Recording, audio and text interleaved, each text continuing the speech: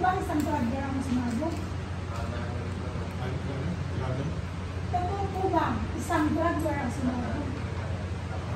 Totoo po yan. Yung po nakarating na report sa akin. At nangyari ang incident dito na Kilala na po ba kung sino ang nagmamayari ng lugar? sa may news nila ng mga kapulisan, makakalala sila ng mga info. Ayon sa kanilang report na may nakuha na sa CCTV na may dalawang lalaki na nagkaroon sa warehouse bago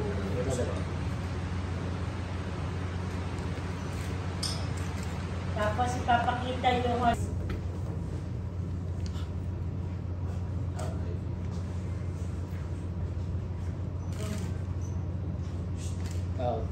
tape rolling. 5, 4, 3, 2. On action, dialogue agad ang reporter. And 5, 4, 3, 2.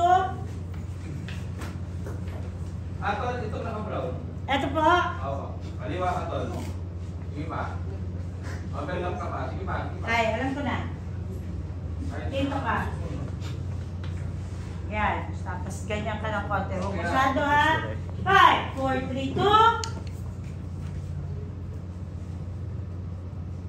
May ginagawa ka, Atol. Mag-picture-picture sa Kuya, brown. picture-picture ka. Iganan mo na po. Itutok mo na. Itutok mo na. Bigay mo yung bigat sa kaliwa.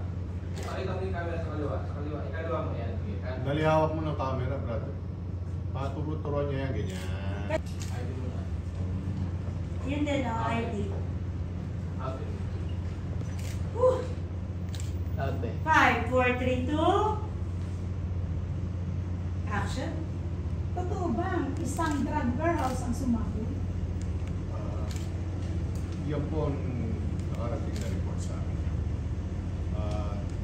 Ayon sa kanilang report, nangyari ang insidente siguro pagtanghali na rin. Kilala na po ba kung sino ang may-ari ng lugar? Sa ngayon, yan ang iniimbestigahan ng mga kapulisan. Kinakala pa nila kung ano mga info. Ayon sa CCTV, may dalawang lalaki na nanggaling sa warehouse bago sumabog.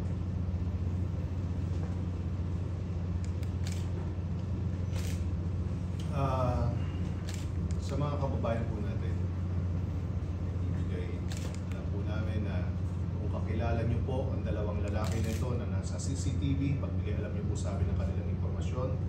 At nang sa ganun po, masupo po natin ang paglala ng mga pagkalat ng droga. Kailangan natin na maipakulong sila. Sa ganun mahinto natin ito. Isang malinis po tayo dun sa 3, 2. Action.